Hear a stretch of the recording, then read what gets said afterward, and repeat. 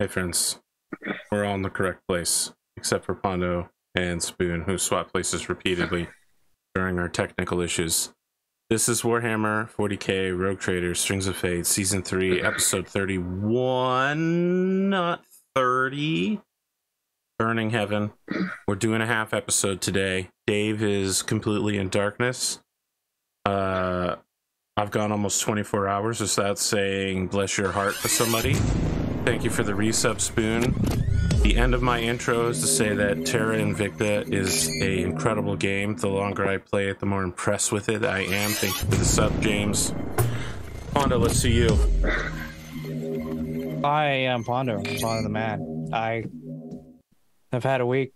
Well, I catch a couple weeks.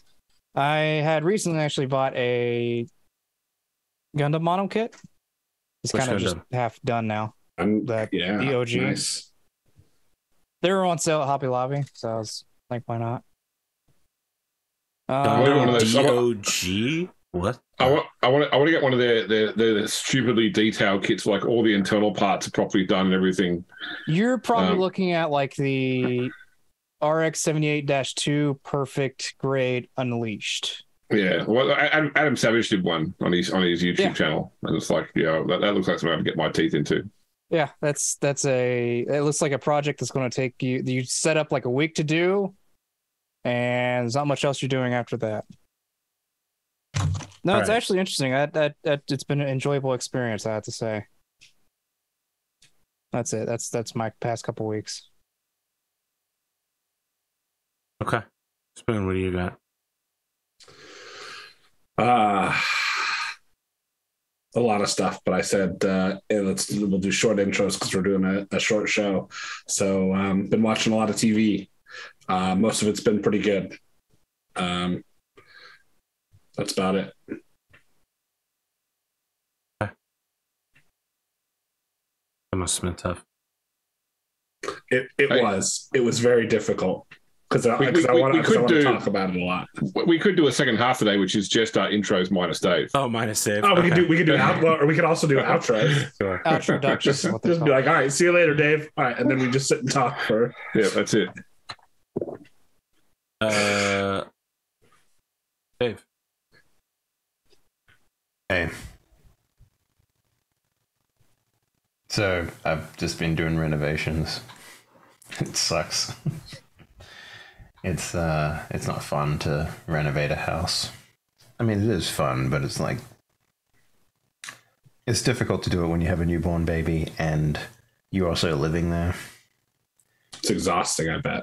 With all three of just one of those things is tiring. All three of them together, I feel you, Dave. Yeah,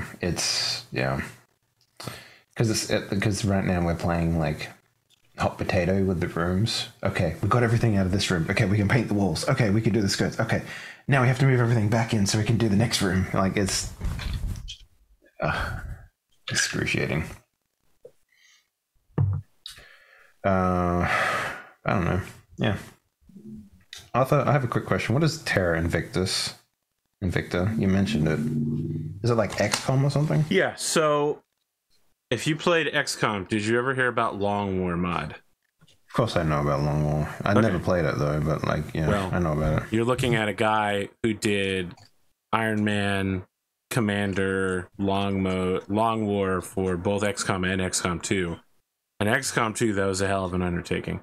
The people who made those mods formed their own studio, and I think Terra Invicta is their first release.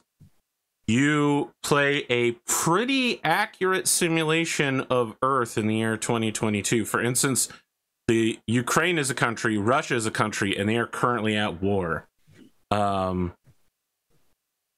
It models so many things: climate change, nuclear stockpiles, unrest, education. It's crazy in depth. Out of nowhere, aliens arrive at the edge of the solar system and begin secretly infiltrating the population. You play as one of 7 human factions.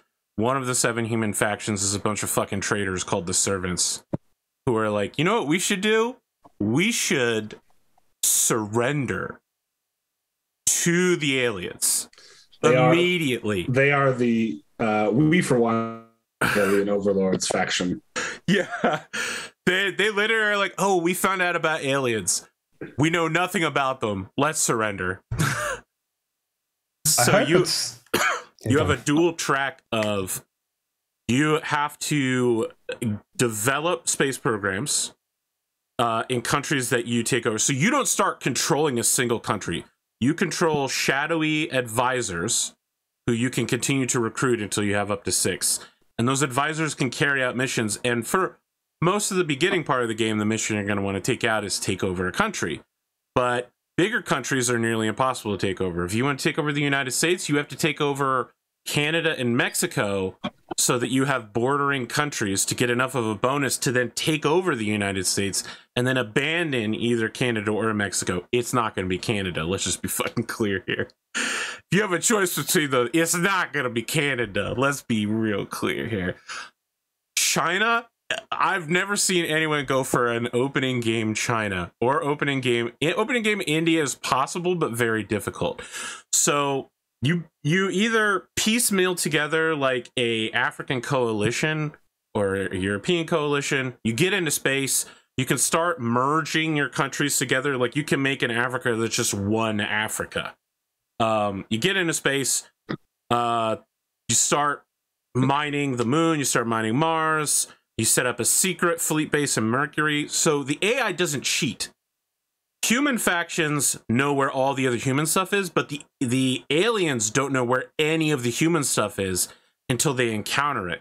So if you hide stuff in an asteroid belt, the aliens will never find it unless the Servant faction infiltrates your organization, steals that intel, and then sells it to the aliens, which really sucks. Let me tell you something. Really fucking sucks when that happens. That is why I've decided to hunt down the alien lovers and just assassinate them over and over again. I've burned them to the ground. I'm conquering that. So anyway, you can't fight the aliens head on. Like, I tried in my first 3 playthroughs. You engage the aliens, they literally just show up and they're like, oh, nice little missile boat you've got there. Here's a fucking mothership. We blow up your country. I was just looking for an elevator pitch, not the fucking life story. I'm giving you the elevator playthrough. pitch, man. You play a spunky human resistance running throughout the solar system, desperately trying to mine enough materials and get enough research in order to mount a viable comeback while figuring out why the hell these aliens are here and why they're so alien. I got it. Okay. It's XCOM, but you're the director. My God, he did it. He described it in one sentence. But I probably better, but not what I wanted to talk about Terra Victor really badly. I wanted to talk about it really badly, man. I just got my first victory against the aliens. Fuck you guys. Okay, the way to sum it up, is it like a game that you'd Here's recommend? how I can sum it up for you. It took me someone who just played 5 XCOM. playthroughs to get 1 victory against 1 alien ship. Not a fleet, not the entire alien race. 1 ship. If you're looking for a similar gameplay to XCOM, no. This is not that. I've been told it's more like Crusader Kings. Yes. Yeah, it's like XCOM was Crusader Kings. It's like a grand strategy game with like politics. It and is deeply complicated. It is a very complex. I've only played the demo, but it is a very complex game. That's just say 4X. Yeah, it is very 4X. Just call it a 4X game, man. Don't tell me fucking. All right, that's cool. I liked my metaphor, my analogy.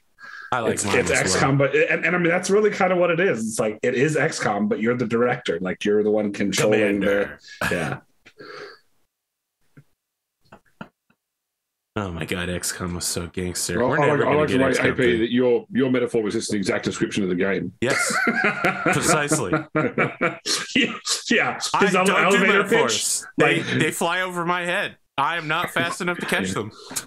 If AP was a scriptwriter, his elevator pitch is just reading the script to you. I'm Jeff Bezos. You're on an elevator with me. You have 10 seconds to describe your product so that I would invest in it. Go. Name he one. Hits the stop button. I'm gonna be fucking honest with you. Name one elevator pitch for a movie or product that you can tell in 10 to 30 seconds that is unique, fresh, and interesting. And doubly so for something like a script or a game. Listen, if you're deep in the creative process of something and it's your baby, you can do that. 100%. Disney, Final Fantasy. I also Push love them together. There you go. It's incredible that you mentioned that, because when I was in the car today driving, I was like, Kingdom Hearts, a game about friendship and bonds and love. In the finale is a song that has become very famous for being about a booty call that explicitly rejects a further relationship. Yes. Oh, yes. No, I mean, Kingdom Hearts is actually elevator pitch, to be honest, believe it or not. I've never played Kingdom Hearts, so you are missing out. Reference. Kingdom Hearts is actually rad as fuck. You're just play missing 1 out, and but 2. yet you're also Forget not. everything else. Okay. It's probably for the best. It's a rabbit hole. It's probably for the best. Okay. It's not as much of a rabbit hole as Metal Gear Solid, but it's a rabbit hole. At least Metal Gear Solid, like, there's a chronology there, but Kingdom Hearts is just cringe. I've played Metal Gear Solid 2. Well, There's definitely cringe in I the was Metal just Gear. Let's not say that there isn't cringe in Metal I Gear have Solid. specifically not played Metal Gear Solid for Revengeance. I mean, I we're seem to getting remember bogged down. James, Grimdark James, your fucking intro, please. We're getting bogged down. The waves are coming over me, man. Help me, James. Help me. Look, my only sign in this week is I spent nearly 30 hours on planes with 2 broken ribs, which was suboptimal for my lifestyle. But I made it through. I will say one thing, by the way, Dubai is very, very expensive. I'll give you an example. A 250 milliliter or 8 fluid ounce bottle of Diet Pepsi was $12 US. Just 8 ounces? Yeah. Bro, they sell gold bars in the airport in vending machines, okay? Yeah. Jabba the Space Gangster, if you want to know how I broke my ribs, you have to go and watch Generic Fantasy Adventure on Sundays at wow, you broke it on Generic Fantasy Adventure? That's I explained how I did last episode. AP shows up and just beat him. Just comes in off camera with a chair. Right. That's right. If you die in the game, you die in real life.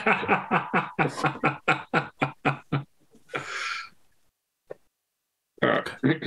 Great. I'm good. You want to tip it? No worries. Yeah, go. Okay. Previously on Rogue Trader Strings of Fate. Arriving in the rest system, the group quickly learns that the Inquisition has a presence on the world, but they make the decision to avoid making contact. Meeting with Jedediah DeCall, the planetary governor, the group learns that the man they are seeking is a doctor at the Asylum of St. Vero. At the asylum, things quickly seem amiss as it becomes clear the facility is well shielded against psychic powers, and there is a substantial substructure. Dr. Nathaniel Feltz introduces the group to Inquisitor Hitesh Kane of the Order Hereticus and offers to show them to the Aurum Auxorum. When the group tries to claim the talisman from the construct, the captured psychics beneath the asylum attempt to stop them as the construct itself tries to destroy the entire island. Thought for the day, fates worse than death are the just reward of the curious. So I think that we literally ended off as like the island stops shaking.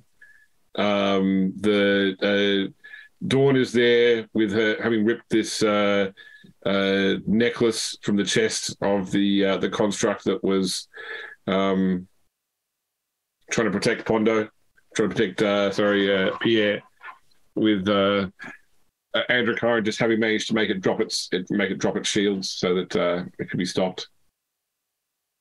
And the Inquisitor has sort of, helped you kill all of the people that were out in the hall, including the pyrokinetic and the doctor that had brought you down here.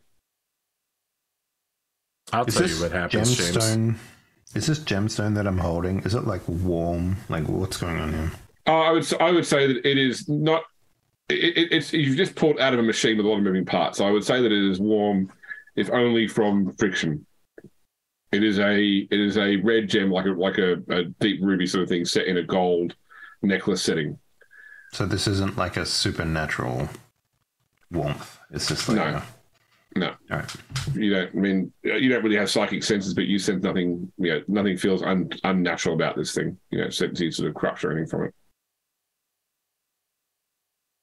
Androchiron's gonna take his force staff, start moving towards the doctor who is now dead, and you like break the guy's neck with the end of the staff and just start making a real mush of it so they can pick his head up, so because they need the head to get the elevator to work. Yeah, but in the process, there's like four of us that have swords. Yes, we all have swords. Yes, I understand that. First off, I didn't bring my sword. Second off, I need an excuse to leave the room because if you recall, Androchiron's accidental power burst may have turned this underground area into unstable jello, so remaining in that room would be suicide. Number three, I'm just going to go ahead and address it rather than explain it and then address it again. Androchiron is not looking at the Inquisitor, going to say, well, it would seem, Inquisitor, that there is no further point in bargaining with you by answering your questions because we have what we came here for. So good day to you, sir. And once he has the head, he's going to quickly make his way to the elevator to avoid the Inquisitor because fear of the Inquisitors is ingrained in all sanctioned psychers. Okay, well, the Inquisitor's obviously going to follow you out since you've got the head and you've got the way to open. There's only one way out. Yeah.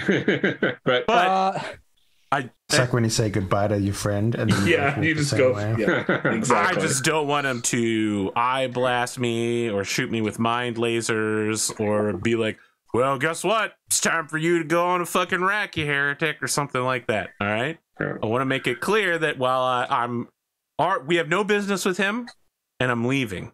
Okay, that's why I didn't ask for anyone to use your swords. Yes, I know all of you have swords or giant fists, but he doesn't have. No one has giant fists at the moment. Yeah, not right now. Not with you though. Let me ask you a question, James. Do you think I specifically said I didn't bring the Witchblade to the secret inquisitorial nunnery? Yeah, well, and that turned out to be a secret inquisitorial psych ward for psychers. In the Imperium. We're not on the border. We're not on our ships. I didn't bring the cat, and I didn't bring the blade, okay? So you're telling me the world's most powerful psyker can't desecrate a corpse cleanly using his magical powers? I could. Issue is his magical powers. The last time I failed using my magical powers in this room, I turned the storage room into jello. It is now a structurally unstable room. So you're in the elevator as it's trundling up to the surface. Androchiron is deliberately facing away from the Inquisitor, severed head in his hand. Yeah. And the Inquisitor puts his hand on Androchiron's shoulder. Androchiron. I'm holding Deny the Witch, by the way. When you have finished what you are doing with this rogue trader, I wonder if you would return and join me in my research. Your encounter with the God Emperor makes you just what I'm looking for. I apologize, Inquisitor. When what we are chasing after is complete, I must return to the place that I belong. And where is that? To the choir. I am not the choir master. I was awoken when the choir master and many of the senior were eliminated. I was most senior, but a new choir master was brought on. I should be part of the choir now. And I am driven by our quest to see this through, even though now I question what my purpose is here, since everything I thought I was supposed to do is not what I was supposed to do. And all of the preparations to fight daemons that I have prepared for, we will probably not face any more daemons. It's a rough one. I appreciate your offer, but I have a previous engagement with a feeding tube. What if I could give you a much greater destiny? You may very well be the future of mankind. I appreciate that you say that, but such a choice is not mine to make. I belong to the Hand of Calixis. Perhaps, Inquisitor. His hand comes off your shoulder and lands on Pierre's shoulder. As Adrian's like, perhaps you should be negotiating with the Lord Commodore.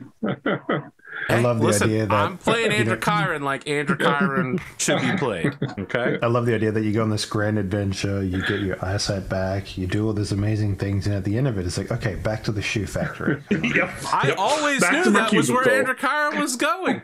I said from the very beginning he was not choir master because this is the ending I wanted for him.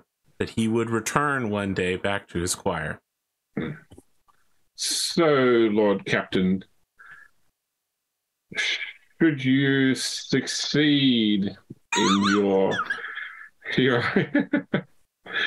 in your mission, please do reach out. I'll see if we live first, and then I'll figure that out first. He's happy Or with that. maybe make a deal later. We'll see. All right. You part ways at the top of the escalator, at the top of the elevator. So I assume you guys are now returning to the Hand of Calixis, yes? No. With your- I am finally going to this fucking cathedral and sorting my thoughts out because it's gotten worse since it's arrived here. We were attacked by goddamn heretics, and an inquisitor is trying to lure me out of my life of service. Okay? I got questions. I got questions so bad that Spoon thinks it's okay to make fun of Androchiron in chat. How are your plans turning out, buddy? Okay? Hey, man, I'm listen. trying here. I'm getting prophecies and shit. I'm getting visions. I'm trying to make something work. All right? I got tricked by the god of trickery. You know, living a full life. I saw the ocean once. Okay? Just knocking things off the list. Yep. So Check it off the bucket list. Androchiron's going to ask for a few minutes to finally pray without someone standing next to him and talking to him. Or going, oh my, I think that there's weird stuff going on with the ceiling. And Androchiron's going, why is everyone standing next to me? I literally walked away from all of you to come to this cathedral. He needs to center himself, all right? It's rough out here. And every time he goes to the cathedral on the ship, Donna's just like, I don't know what to do with you. Should you burn yourself? I hate how subservient you are. He needs a minute to himself. All right. Slaps himself. It's like, no, I don't want you to do that. What are you doing?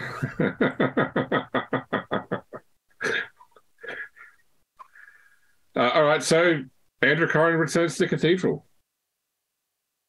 Yeah, just... Well, the chapel, sorry, chapel. Yeah, chapel. He just prays for guidance.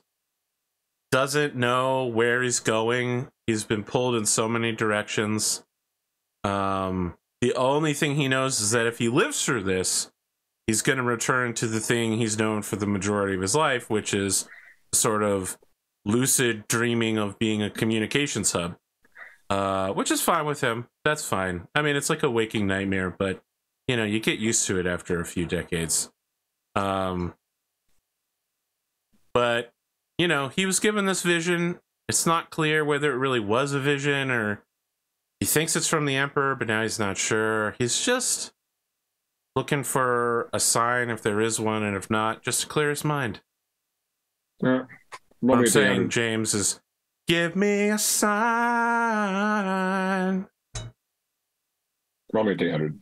A D100? All right, I'm about to drop a 98 on your ass. You ready for this?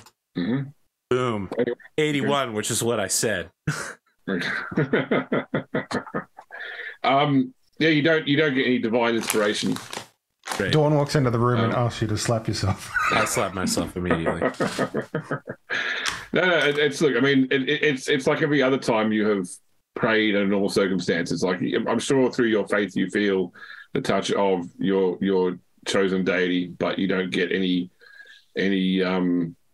sudden visions or the like to tell you what to do next.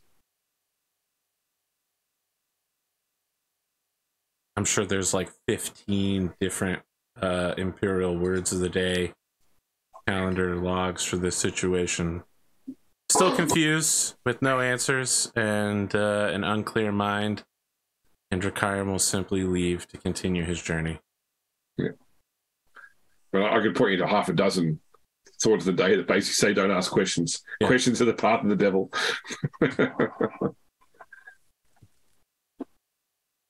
All right. Do you feel better at least? No. Okay. Slightly. Nice. Okay. All right. So you're taking the shuttle back up to the Hand? Yeah. I would say you can see outside, like, damage was wrought upon this island as well. Like, the tectonic activity alone was enough to sort of cause some buildings to be damaged, but there's been no significant loss of life. It's probably fine. There's been no significant. There's a basement full of dead psychers. Yeah, you can remember that. That's significant. You didn't stop. Yeah, that's right. Yeah. Significant in like, 40K is a very different scale. If a couple hundred people died during warp transit on a ship, that's no significant loss. So it's normal accountability. Yeah, for it. All right. So you have returned to the Hand. There is a message waiting for you through the choir. That I don't like messages. Okay. Cassius Strain has reached out to let you know that he has gathered everything that they expected to from the Eldar station. So they have not only, have they now summoned the scion of an Eldar god, but they've also armed up the forces they have with all the stored weapons and equipment that were in that facility. Mm. So he has an army currently waiting in the docking bay of your ship, and is sort of awaiting further instructions. Which one we sent over there? Was the Eternal Praetorian? No, I believe so. No, it was the other one. It was the Gilded Throne. Yeah. Can I not take the station with them, or is that just stuck there? The station's stuck there.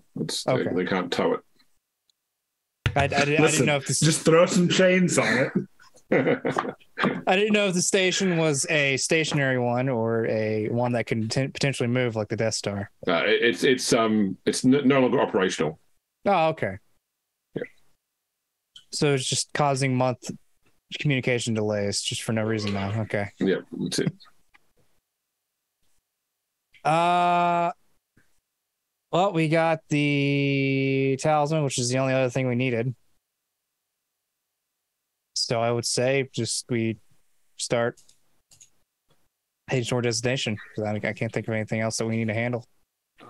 Lord Commodore, I believe, have we put out all of our calls for allies?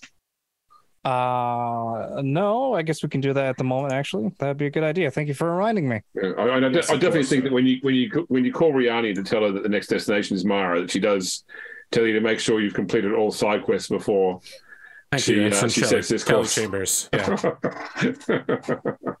Are you sure?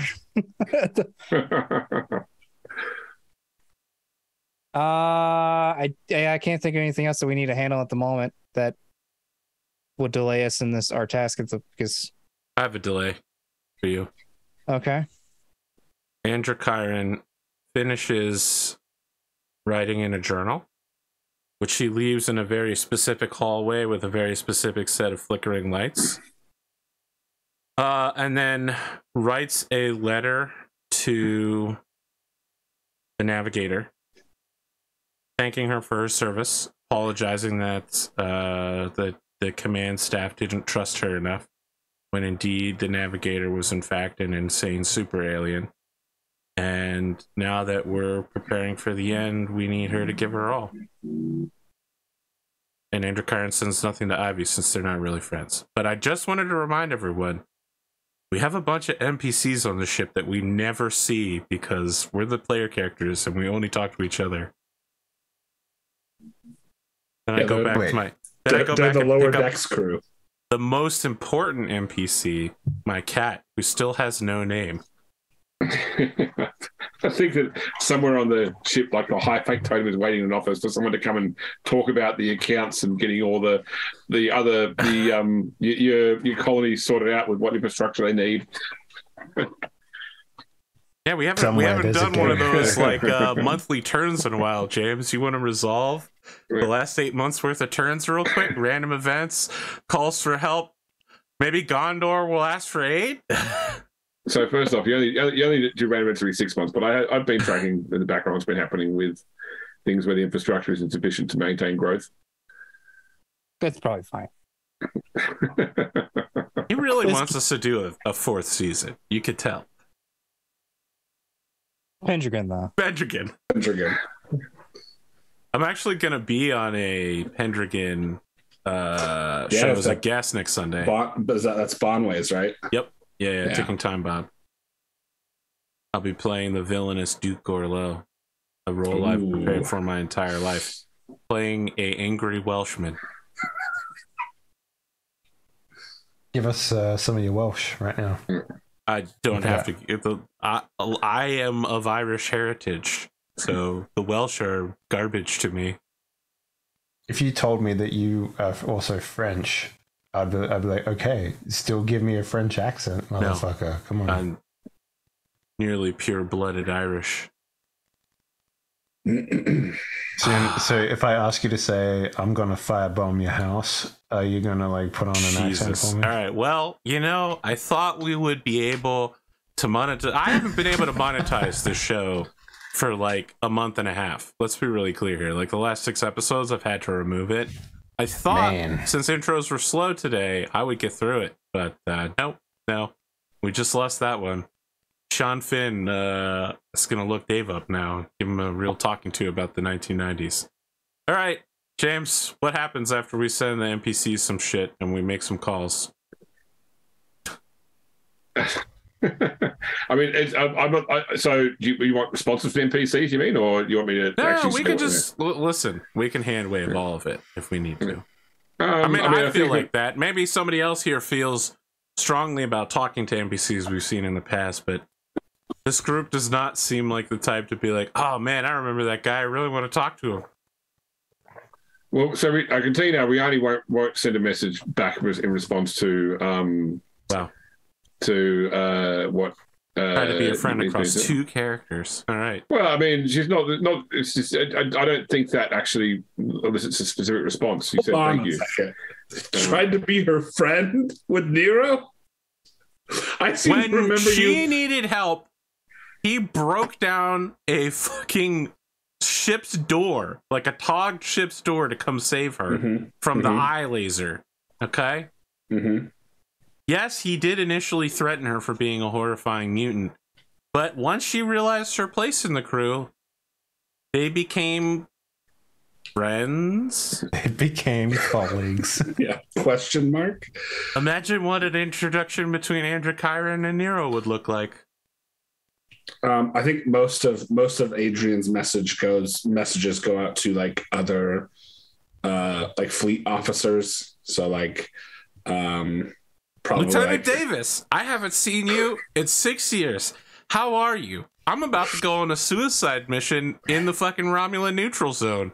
Want to hang, bro? It's so I think specifically he sends one to Victoria Horn, who was the daughter of the Admiral Nathaniel Horn, who being like, hey, like here's your chance to go win some glory out from beneath the shadow of your father. All right, that's some Gigabrain shit.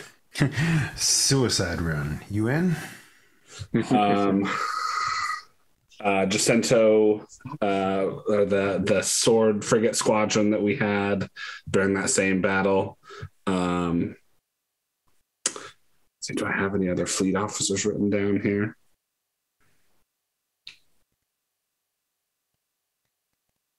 Valeris Semirasi, he's the captain of the Vehement Broadsword.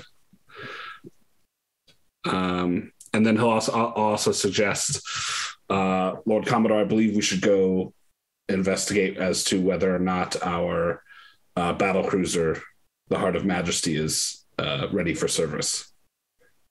Yeah, we're going to pick that up after, because it's on the way. It was on the way somewhere. I don't remember if it was after this planet or the one that we were before with the storm warders. I believe it was this planet was the one we were going to pick it up after because it's nearby in a nebula. Yeah. So if I show you here, so you are Reth is down here. Yeah. Yeah.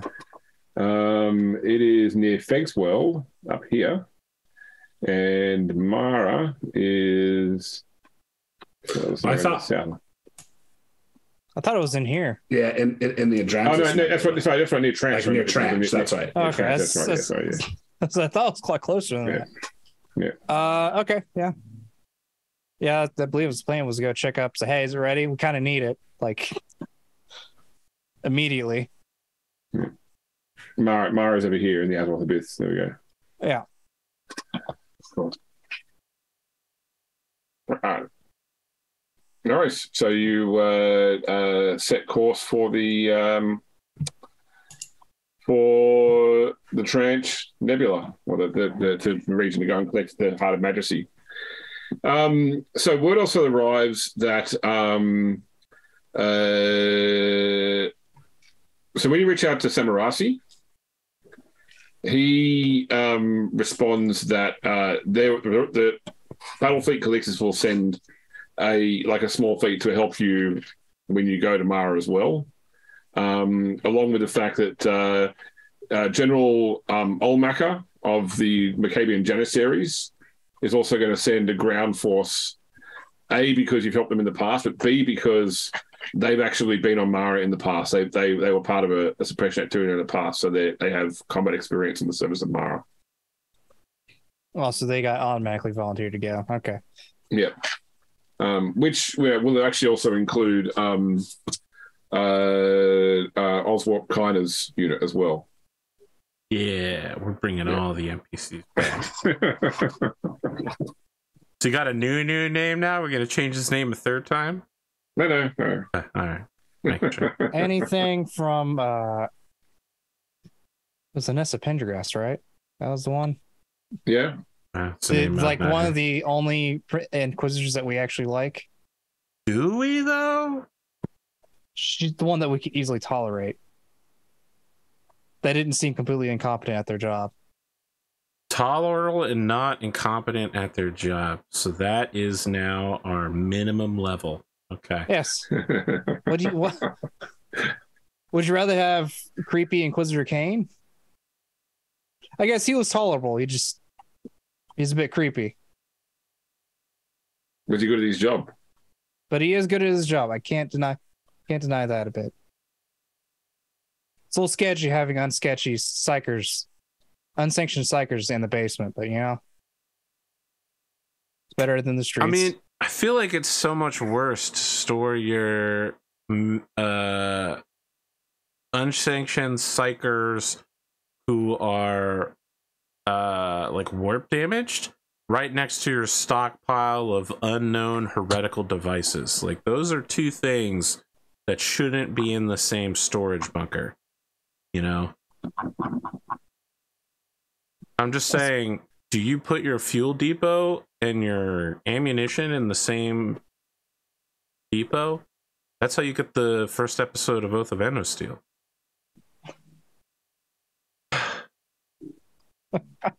Listen, chat, forget about it. We're never going to get these null assassins. It's not going to happen. They have yet to appear a single time. Lord Commodore, I believe we should also reach out to the Lathe Worlds. We are in possession of a certain fabricator that they may want to. They want the not the fabricator. They sold that fabricator to somebody else. The person. The person that the. Okay, you're talking about. Yeah. You're talking and about his invisible friend, right? Yes, forgot about that. Plus the location of the Galen sphere. Yeah, which they want. Also, I believe Dawn may want to reach out to the Sisters of Abandoned Hope if we haven't done so already. Yes. I mean, I think the opportunity to save the Galen sphere has passed. It's now it's in a dark Eldar city Yeah, that albeit is now. a heavily damaged one. Yeah. They just want to know the location. Yeah, if yeah. we know the location. After that, they can go. Yeah, that's not what they asked us for. Yeah. They wanted the guy, which we got, which we can. They wanted Yeah, to that they was can over do there. it themselves. All right. Mm-hmm. Mm-hmm. Honestly, it's probably really easy to do that at the moment because that over there is kind of chaos. We kind of left them in a bit of a disarray, but that's on them. Our job was just to let them in, which we did. You know what, James? Let me throw you a long shot for an ally. Okay, All right. You ready for this one? go for it. Will you allow us to summon the thing that with a soul reaver that was powering the base? Can we summon him to the final That sounds battle? like a horrible idea. You know, I thought that, but then I rewatched the scene where Morden Solace dies in Mass Effect 3, and immediately before that, they summoned the super worm Reaper. on the Oh, sorry, that's right. Yeah, To fight the Reapers. the ancient, the the ancient super mother worm. Yeah. Sometimes you just have to summon a bigger fish and let the two fish fight each other. I'm happy if I'm happy you send that message and find out if you want to. What is Find Androchiron's out. last message going to be? Like, had to be me. Somebody else would have gotten it wrong. No, he's no more than Solus. You know, there's actually an ending where Morden lives Mhm. there. Incredible. You just basically have to be the most evil person in the whole world to make it happen. The planet-breaking ship thing? No, not that one. Not that one. You're thinking about the thing that destroyed Regina 4. I'm talking about the one that was powering the Dark Eldar city. The Soul Reaver is what I'm going to call it. Yes. That's what to call itself. That's fine. I thought Soul, and then the only game I knew of with the name Soul was Soul Reaver. So I was right anyway. Let's assume I was just correct the first time. James, the way you said that makes me think that it's not going to work like how I want it to work. Of course it's Yeah, not. of course it isn't. When has anything that you've been doing in the last 6 episodes worked the way that you wanted it to? I killed those psychers with my brain. And hey, it didn't work the way his you initial wanted use to. of the Soul Reaver worked exactly how he wanted. That's true. Sure. You know what? I'm not going to do it because my secret hope in my heart is that somewhere out there, Janko Scourge is going, "No, my soul!" And the thing is just like sunging his soul away. He's like, "What evil deeds did I do to deserve this?" I will not summon the soul. We don't Reaver. like you. We don't like you, Jacob Scourge. That's your evil deed. Only met him once, and I was like, "No, I like this. I don't like We this met guy." him twice. Fuck. Did we meet him a second? Well, Yeah. formerly, Technically. I should say. Yeah, he showed up to brag about how he killed Yeah. your girlfriend. Well, bragged about killing her when he really just stranded her on. Yeah, that was like the only time we Expedite formally Very met him. easily picked her up after defeating an entire Daemon host. But yeah, okay. That's what I got for you, James. I have nothing. I've decided against it because I would rather see Janko Scourge punished for being a rogue trader. Didn't Riani have a link to the Grey Knights? Yes. That actually sounds like a bad idea. Never mind. Don't do that. Why? If we brought the Grey Knights, we would have to kill everyone involved with the battle after the No, battle. we wouldn't. We wouldn't have to do that. Oh, they'll do it. Well, they'll just start what's the power called that lets them teleport around again? Gate of Infinity. They'll start getting Infinity around everywhere and start just massacring everybody. That actually was one of the most interesting parts about Chaos Gate was they were like, there are Imperial Guard fighting nearby, but we can't reveal our presence. So you're like on a battlefield and there's like bullets flying over you, and I'm just like, man, what if some sentry just like leaned over and looked down here and I have to just blast him in the face? Just be like, yep, I'm sorry, kid, you had to die. That's it, James. I don't have any tricks or hijinks. I feel like I've done all my hijinks and tricks leading up to here. Oh yeah. No, we are here because of said hijinks. Can Are we? Can I really be said to be at fault for this? This one? Can we call the Watchmaster of the Death Watch? You want to call Spectre Cell 17? A little bit. A little bit. Just for the pure entertainment of watching them die. I want you to imagine how that scene will go. All right? The scene will start with, why do you need us? We need to take on the enemy to trap them in a secret Harlock prison. They're going to be like, oh, the Harlock prison that only a Harlock can open? And they're going to go, we're going to go, yeah. And they're going to be like, which Harlock are you using to open the prison? That's how that conversation's going to go, Spoon. I think I'm dead either way if I interact with this thing at all, so it's fine. It's fine. You want to contact the guy back in the vaults? The scary Jericho Reach vaults? Yeah, see if they can send some death. They were assholes. There's no way they're going to come help us.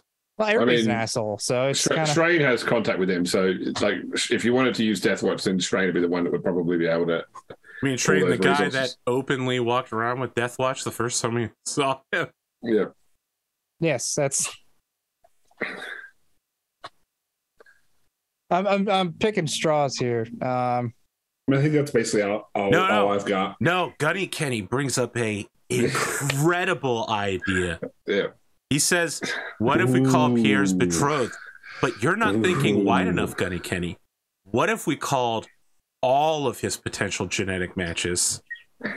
James indicated that that list had hundreds of noble people on it that were specifically being blocked by the Inquisition.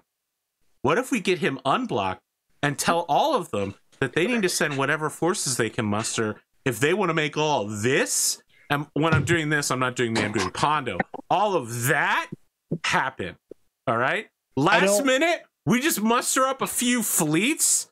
We're going to do some Helen of Troy. Helen of Troy. You're wanting Pierre to go on Tinder and go swipe left, swipe left, swipe left. DM everyone. You literally stole the joke that I was about to make, Pondo. So. Sorry. DM everyone saying, hey, if you want this. And he just... It is Pierre. And shows he's showing off his gun belt. With... It's Pierre sending a poorly written email with the spelling errors in it to everyone that he knows in order to get like some funding. Yeah. It's copy pasted and be like, hey. No. Hello, illustrious gentleman and or woman. Pierre, gun belt. But his pants are super tight and he's lifting the tailcoat up so you can see the pistols around the back, shot from the back. Okay, it's one of those like, ooh. I'm telling you, we can do this like... fireman's calendar style. We can make this happen, James. Give me the fleets. I deserve it for this idea. This is certainly in keeping with this group so far. Yeah, it's definitely Pondo walking into a room. We're gonna honey trap him, dropping his monster condom on the ground. And being like, yeah, and then my roll of hundreds. As soon as I drop my monster condom for my magnum dong. Yeah. We're going to honey dick him. What is that character's name? Doctor, what is it? Fuck, man. I don't know. Dr. Abraham Herbler? That's a good episode of Always Sunny. Also, didn't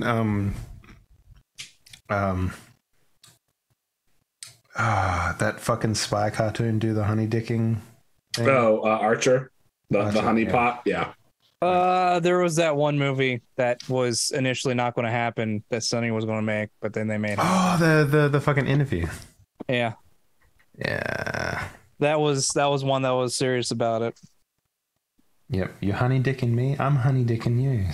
So I'm trying to think of what skill could be used to generate an army of potentials, an army of armies of potential suitors.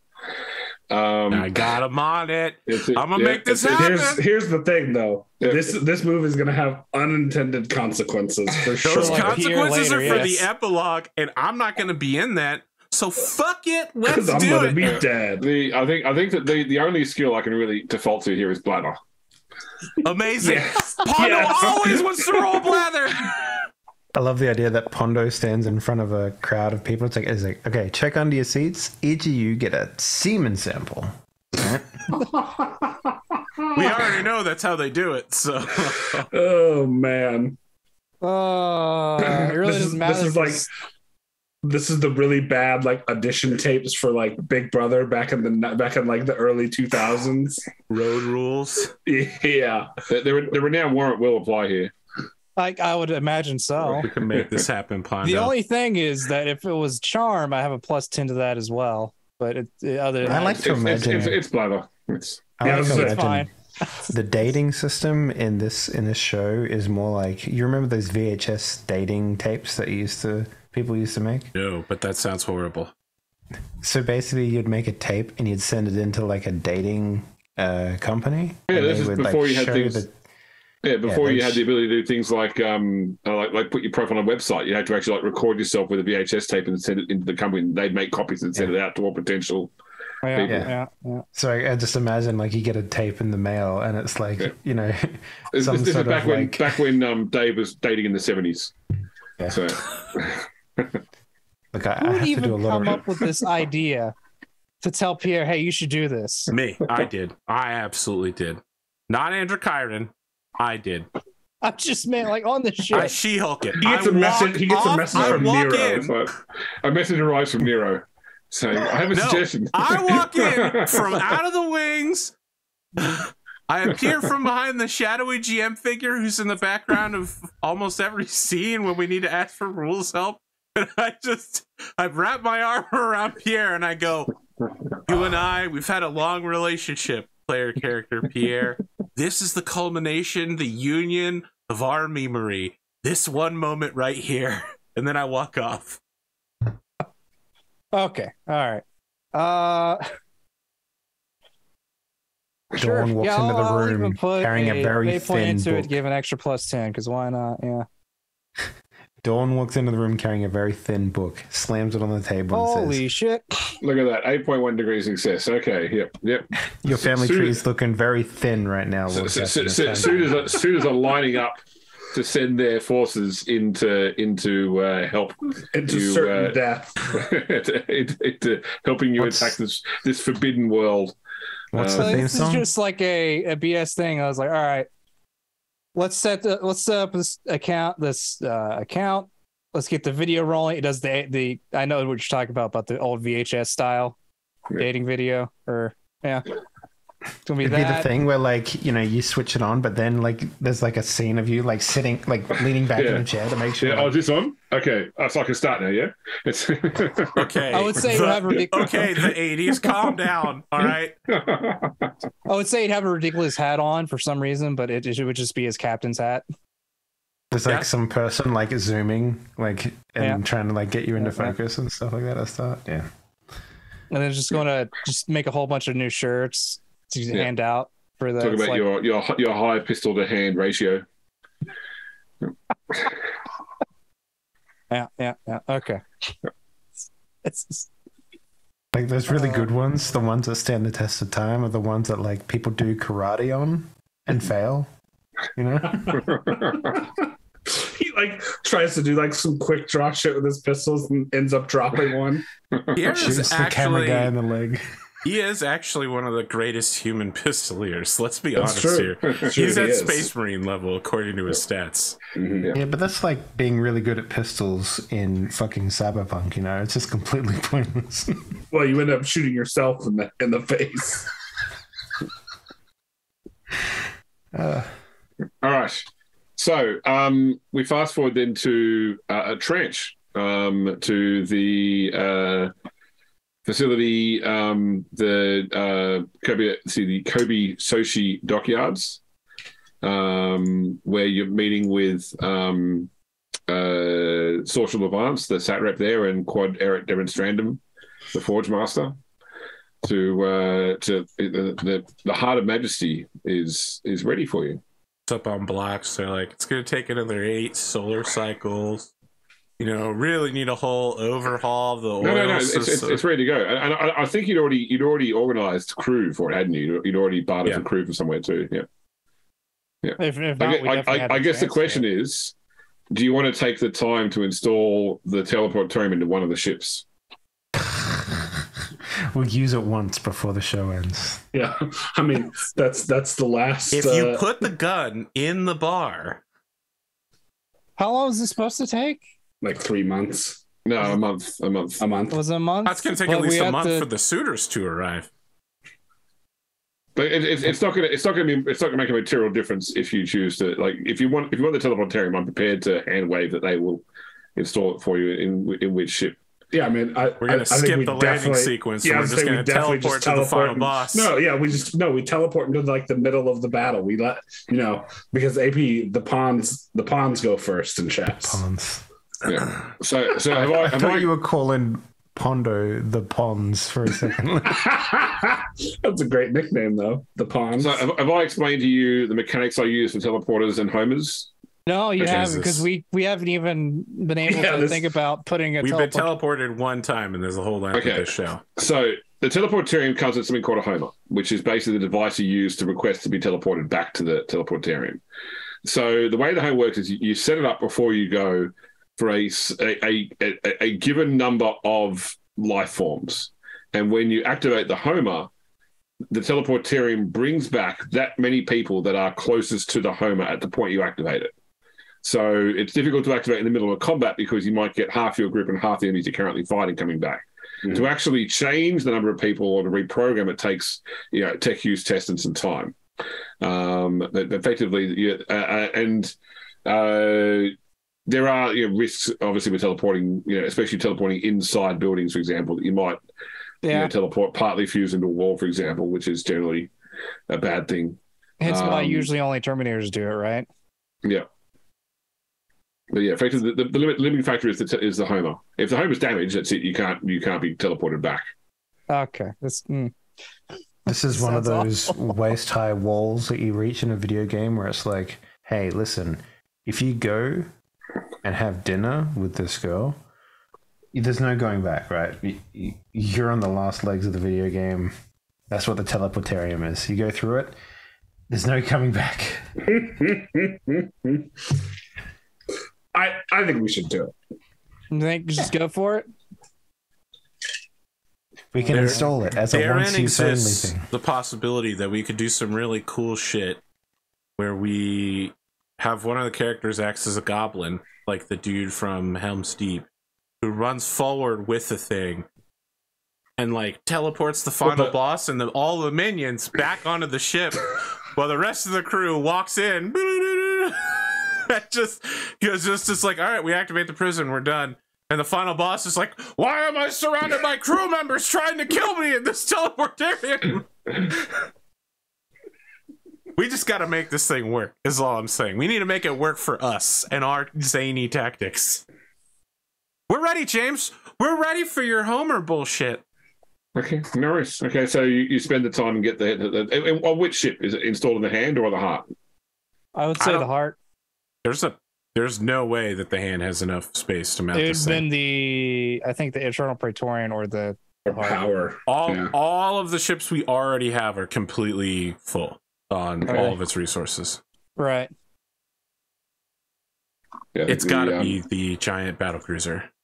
Yeah, so yeah, the Heart of Majesty still has 8 space and 21 power left. So yeah, that's perfectly fine. Are we transferring your flag to the Heart of Majesty? Well, probably. It's going to be the flagship now. All right. Androchiron is deeply uncomfortable being on board. It has a fleet flag bridge, so it is a ship designed to run a fleet of ships. So I understand, James, but it's not his ship. Androchiron's or Pierre's? Androchiron's. Ah, okay. I mean, if you want to go back to the Hand of Calixis after this, that's fine. Yeah. I mean, it's not that I want to. I didn't want to be born a psyker and then be condemned into the waking nightmare of delivering people's mail, but that's just the cards life deals you, man. The thing is, I've shown no signs of it. Was like, yeah, you got to go back to that, by the way. Are you bringing across your senior crew from the hand, like your helmsman, your the Vox operator for sure? etc. You know, yeah, the voice. The frog. We need the frog Frog is with Nero. There's Yeah. Nero. Never mind. I mean, Right. I think if the Heart of Majesty is going to be the flagship, I think all of the senior crew probably transfers over, right? Like Riani, for example. Yeah. Ivy, the Doctor. Oh, The sorry, high True Urchin. factotum who we've only talked to once. He's too busy trying to figure out the logistics of Spitzer. everything. The Catachin bosun.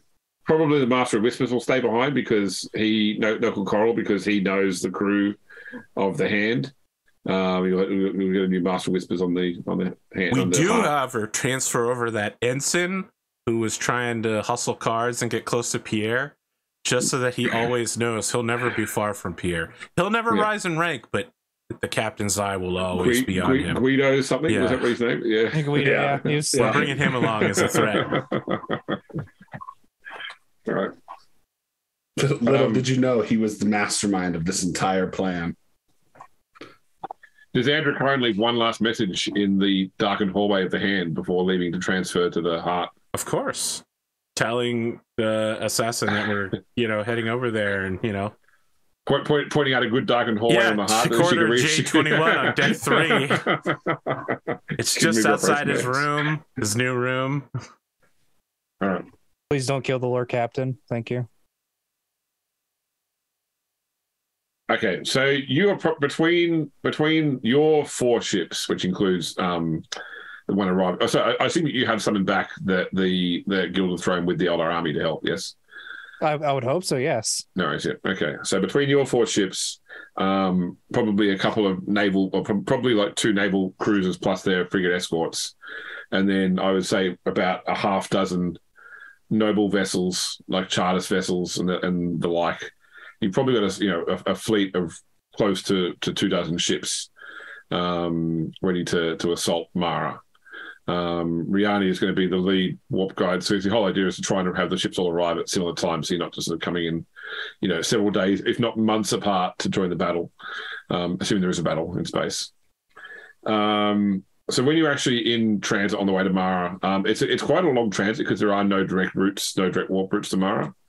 You do get a message from the Oculus from Riani that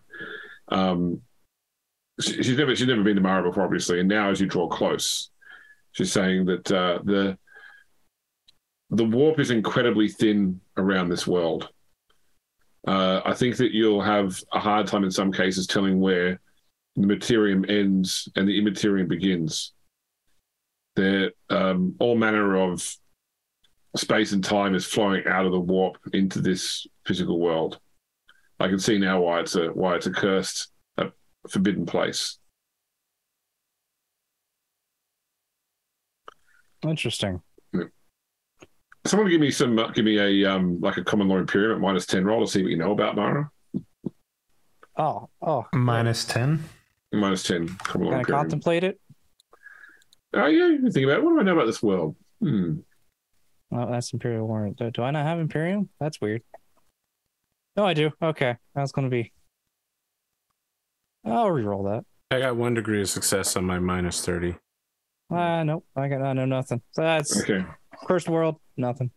So what Androchiron knows about it is probably just from old astropathic information that effectively it was originally, immediately following the crusade that claimed this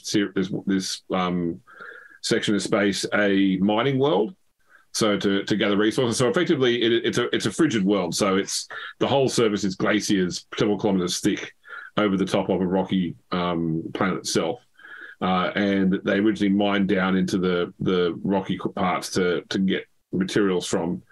It was then abandoned probably around 100 years ago after too many mining accidents, too many weird things happening. It was subsequently reused about 30 years later as a prison. They built the prison into the glacier above the mine, and they figured at one point they probably, use the prisoners for hard labor to go and restart the mines. But once again, too many problems, too many issues with weird stuff happening, and so they closed the prison about 50 years ago.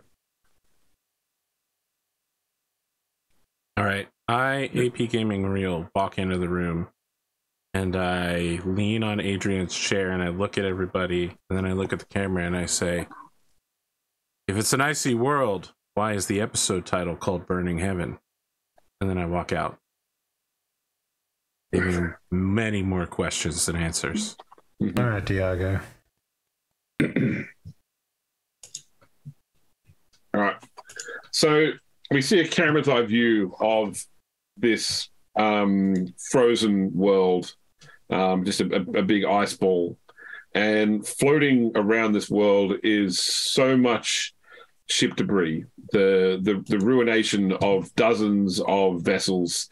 As some of the sort of the wreckage floats past the camera, we see the symbol of the Iron Warriors upon the damaged hulls, as these multiple wrecks continue to orbit the world. In the distance, like a great warp hole opens up, spewing forth multiple ships, Imperial ships, all coming into view, various sizes. And then as we sort of widen out, we see there is a single operational ship currently orbiting the planet of Mara, apparently responsible for the destruction of the Chaos Fleet. It's a big vessel. It's probably a battle cruiser scale, although that's not what's unusual about it. What's unusual is that the vessel itself seems to be partially immaterial, like some sort of ghost. Like the ship is at points there, at points not. Various parts of the ship seem to flicker in and out of existence. It is Imperial by design, although its proximity to the warp has had an impact on it. It's not warped by chaos; it's more just warped by the nature of the warp, in the way that it doesn't actually fully seem to exist. But all of its guns begin to turn in the direction of the oncoming fleet. And then we go to the massive bridge of the Heart of Majesty, a giant hololith table laid out before the command throne, displaying the positions of all the ships. You pick up the planet in the distance and the giant debris field around it, all the various chaos ships that have been laid to waste. And this one other battle cruiser, which is hovering over the planet, sort of slowly turning away from a station-keeping orbit towards your fleet. Over to you guys.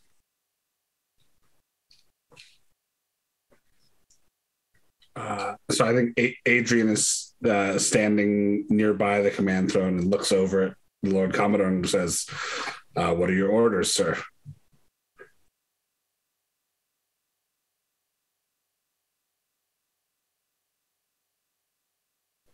You're muted. What have you said? You said I can't read your lips. All right. So, is there a particular strategy to just like to just totally mob this ship with your fleets? So we're looking at what, 2 battle cruisers? One battle cruiser. Oh, 1 battle cruiser. And there's basically an entire Iron Warriors fleet here that's been destroyed. Yeah, we're here to face Dawson's Christian. Yeah.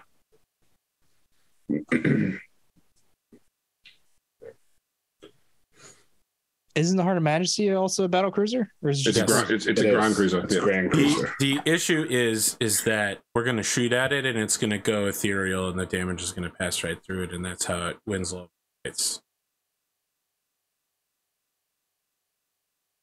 All right, James, is there some way I can use some warp shenanigans rituals to pin this thing to the materium? Give me a Psyniscience test at -10. Great. A skill that I love rolling. I'm always so happy to use Psyniscience.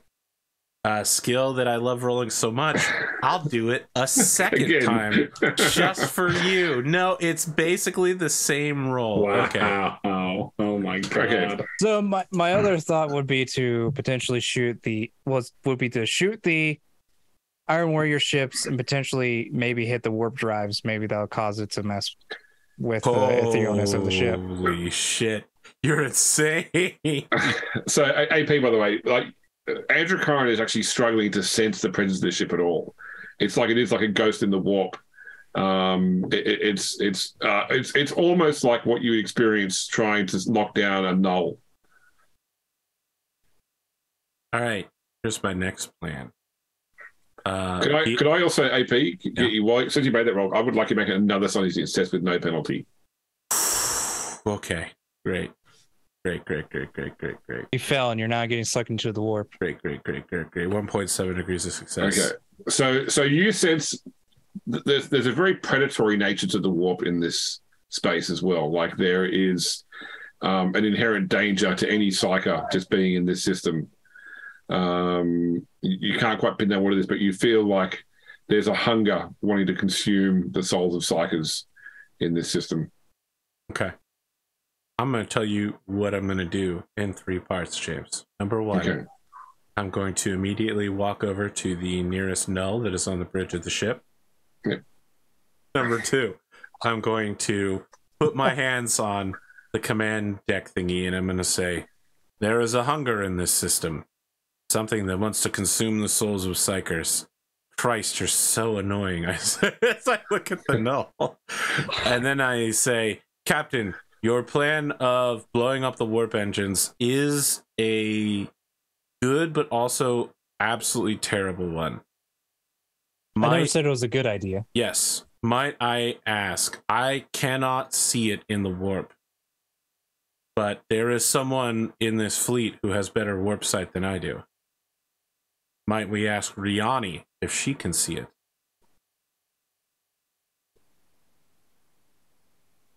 Riani. Pierre just starts smashing the pager for Riani. Page the Oculus? Okay. So Riani sounds exhausted. No, James. We've called this guy numerous times. He's always on the bridge. I want you to tell us about the Master of Vox. Okay. Let me see. Did Patreon make a character for him 2 years ago? I don't think so. Let me just quickly double check though. I want you to, on the spot, make up this guy who we've talked to easily 24 times and never fully acknowledged.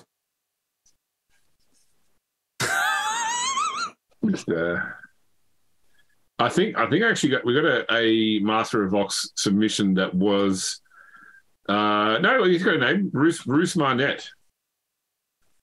What do I know about him? Let me see. I bet it's the bare minimum. White dude, brown hair. He's in the notes now. Yeah. It's RUUS, by the way. Yeah, Bruce Marnett is spelled. All right. We have him call Riani. Here we go. He was a former Imperial Guard Aeronautica pilot that was shot down during a planetary invasion, lost both legs and an arm in the crash, and has prosthetics now, and was moved to the Vox Brigades. He also likes playing music over the Vox to lighten the mood. Please tell me it's not Fortunate Son. No, way to the danger zone. Chopin's Funeral March. Yeah. Okay.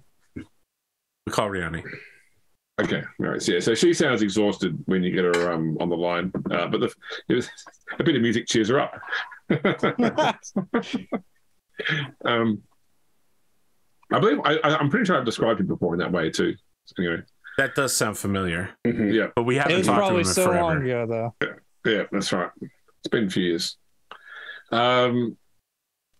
Yes, Lord Captain, we're safely out of the warp.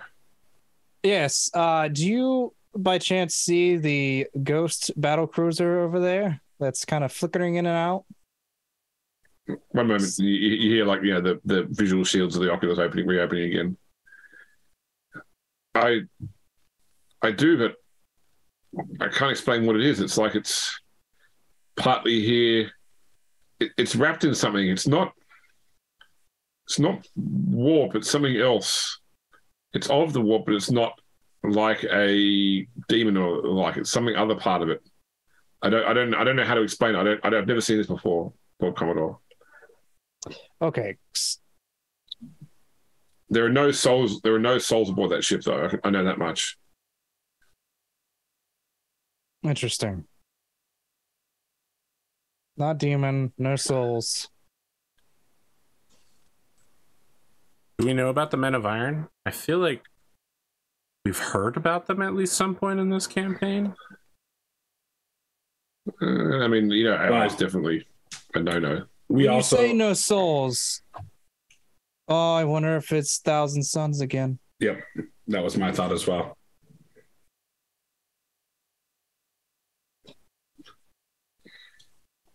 I can't think of a way that we can maybe ping them to figure that out.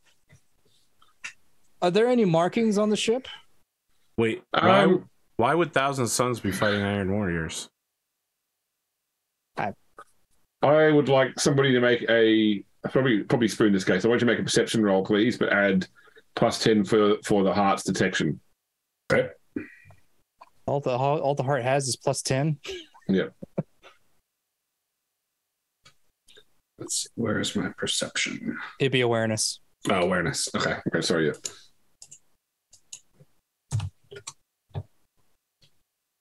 Oh, just By the skin of my teeth. Okay, so it doesn't have any military markings on it. But you're you're looking over the visual scans, the auger scans, see what you can pick up and try to zoom in, enhance.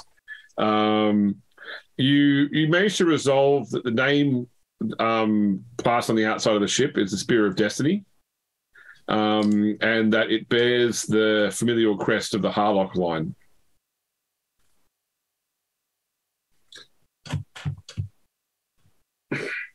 Someone give me my talisman.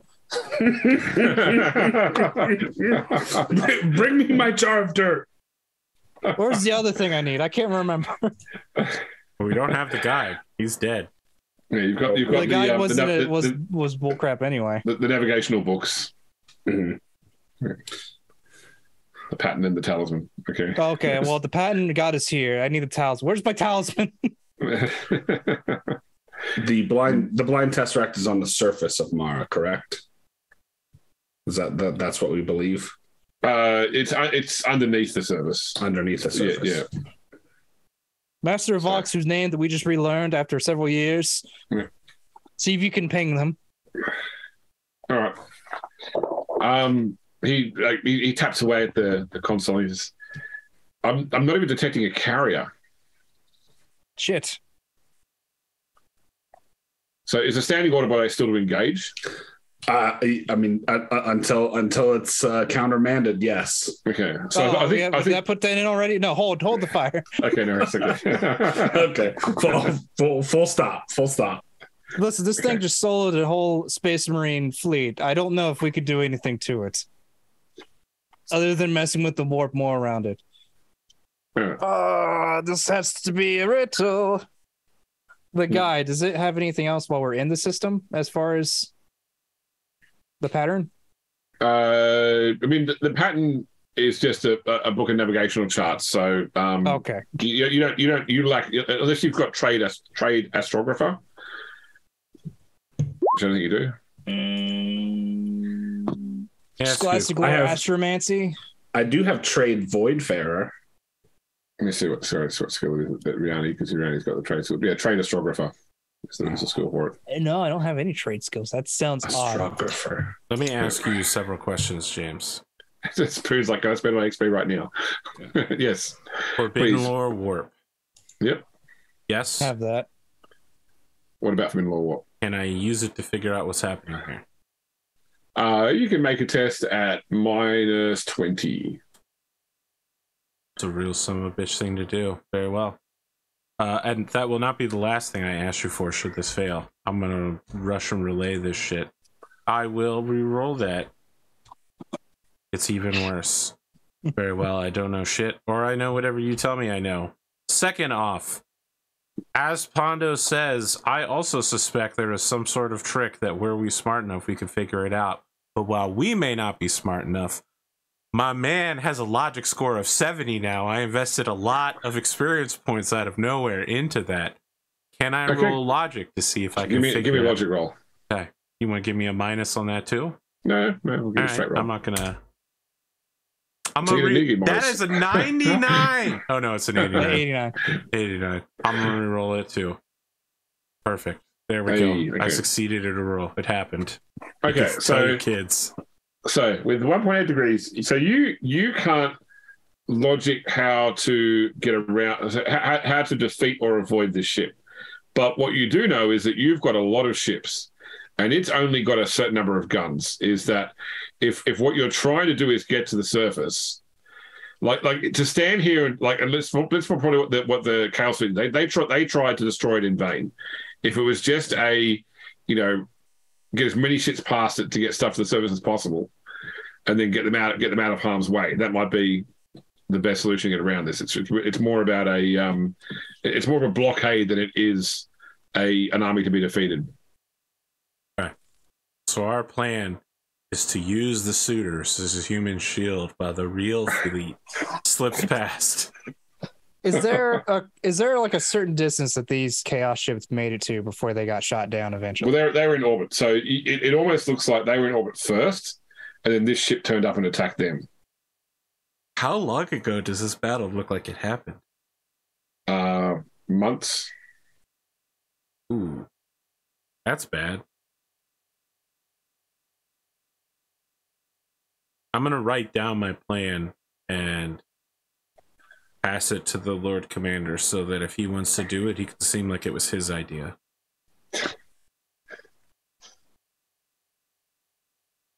What is the range on our teleportarium? You have to be in orbit, so it's effectively it's one void unit, so you have to be in orbit to be used to find it. So we would have to be, if like for say we're like, hey, let's go on to that. No, we have to have the Homer put on first, then no. The Homer is getting back to the ship. Yeah. We definitely don't want to teleport into something that's fading out of reality. No. I wasn't suggesting teleporting to the ship. I was thinking about it. Teleporting to the planet's surface. There are two possibilities to that, Pondo. One, we fade with it, and now we are trapped in there with them. The second is we do not fade with it, and now we are in the void. Yeah. Well, we have power armor, so we're fine. We're void now. Yes, void. Yes, we're fine insofar as we're unable to move while floating endlessly through space. Yeah. Speak for yourself. I have a jump pack. Okay, so Mushroom episode then? I feel like I'm thinking too much hard on this, and then the solution is just straightforward, as in just go. Yeah. There's one thing I want to try first. Is send a video, like a video. Probe? You're gonna do the Star Trek thing of send a probe? No. Send a Malp through the gate.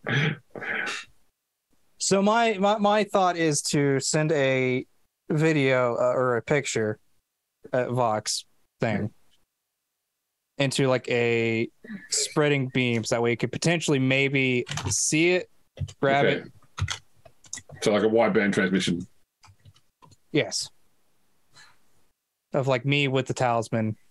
Okay. See if that does anything. Hey, look what I got.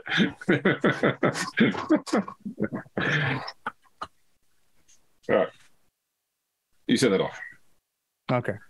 According to the ship's operator, so they can't detect anything from that ship, but what they can see visually that it's bringing its weapons up to a yield, to a combat yield. Oh. I would like to. I'll clear this with Lord Commodore first, but I believe we should plot a course that will get us to the planet's surface as fast as possible while trying to avoid that ship's weapons as best as possible.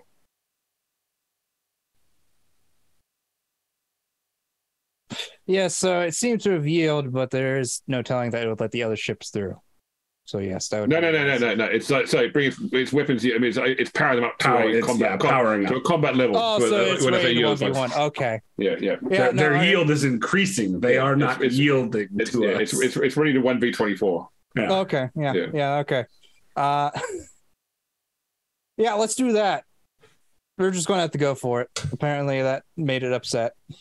Okay, no worries. All right, so I would like, Spoon, please, from you, a pilot spaceship roll. Okay. The maneuverability better of the Heart of Majesty is, I think, +5. It is indeed +5. Okay. So with Pierre telling me to do it better, I have a +12 25 to this roll. Okay, 6.2 degrees. All right, now AP. As you are the navigator, or not navigator, sorry, a member of the choir of the Hand, I would like you please to roll for the crew of the Hand. They have a skill of 40 and a maneuverability of 17. So could you roll under a 57 for the Hand? How about it? 4.3 degrees of success. Nice. Okay. I was saving all my good rolls for this. Dave, since you are all about that golden throne action, could you please roll for the crew of the Gilded Throne, who have a skill of 30 and maneuverability of 17? So you're trying to roll under 47.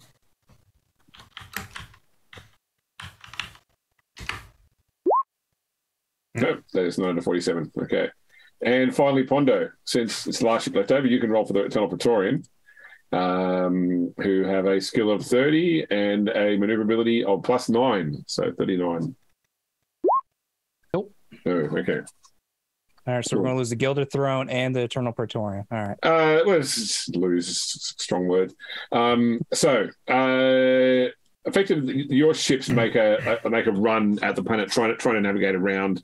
So as soon as it starts to fire, even without orders, some of the other ships automatically return fire. They can return fire without sacrificing movement. Its weapons are as effective as normal, battle cruiser weapons are. So, they're not magically enhanced weapons. They don't ignore shields, for example, but they certainly are able to damage some of the ships, including some of your other ships. With that being said, whenever your ship's firing it, you watch through the vision screens as like a torpedo or a lance strikes the side of the ship, and a large section of it explodes out, venting gases and fire into space, and then the damage seems to just reverse. The gas gets sucked in, the fires go out, and it's like the strike never took place. And this is where probably Androchiron, despite having the -3.8 degrees, starts to sort of come to the conclusion that it's not actually protected by warp energy; it's protected by some sort of temporal energy. Effectively, it's fading back and forth in time, not in space, or not in the warp. Captain, it's fading back and forth through time, not space. Thank you, William Shatner. You missed the at the end. He's always going to have that sharp inhale. So there might be some sort of cog machine deal inside the ship that might be causing it to reverse out of time. Okay. Or Lord Commodore, the Spear of Destiny might have been Harlock's flagship, and he is stuck in whatever battle that killed his family. That's a good question. Why don't you do a knowledge rogue traders, Pondo? Sure. Can I contemplate it? Sure. Okay, that's not going to make much of a difference. I'll re-roll that. That seems like, and I'll put a fate point into it as well. All right. I'll be down to 0. I won't need it. Oh, I got it. Okay. Yeah. Think about you recall that Sphere of Destiny was the flagship of the Harlot line, but it was destroyed a long time ago. Okay. Do I recall how it was destroyed? In combat. In combat. Was that the one that I was in when I was in that dream? Maybe. So long ago. I can't remember off the top of my head. Okay. I feel like this thing's going to be a problem 24/7. I'm not sure what to do about it. We're leaving other ships to get shot with it while we fly past. Basically, yeah. That's... Spoon, give me a awareness roll, please, plus the ship's detection, plus 10. I mean, Adrian's order of battle definitely left the Suitors fleet in the rear. All right. Ooh, you're yikes. also picking up this weapons powering up from the surface of the planet as well. It seems to have orbital defense weapons that are powering up. You motherfucker. Okay. Man, this guy really didn't want anybody on this thing. Okay. Here's my question. All right. Is the planet also chronologically reversed? If not, how did the last team that got in this place do it with the weapon systems on the planet shooting at them. Are you asking? I, as a player, I'm asking this play group. Oh, okay. It's so you're asking this to the ether. Okay. I'm exclaiming it so that the audience can wonder with me, James. Because I have learned that if I ask questions about your plot lines, I'm better off just sitting back and waiting for the ending of Tenet, which is the beginning of Tenet, to be clear. Can you determine where the main is, just all across the planet, or one main? No, so effectively the planet has where the ice station Mara is. That is so you know from what you were told previously was that the Tesseract is beneath the is in the mines beneath, because effectively the mines where they found the old Necron excavation effectively. So, but it's like from the pole where the ice station is. Well, so it's on the equator, but certainly if you're trying to get within range to teleport to the ice station, you'd be within range of those guns. Okay. That's why it's called Burning Heaven. All right, I'm there with you now, James. It's the war in heaven, not the ice. Oof. Got there. We don't even know if the ship is all right. So I guess what we could try is to teleport down and see if we can deactivate the guns. Obviously, going to take some. Just send another fleet to go directly below us and take the hits. Just listen, Pendragon, we need to just turn this thing off. All right, we need to just throw Don's boyfriend, whose name I can't remember.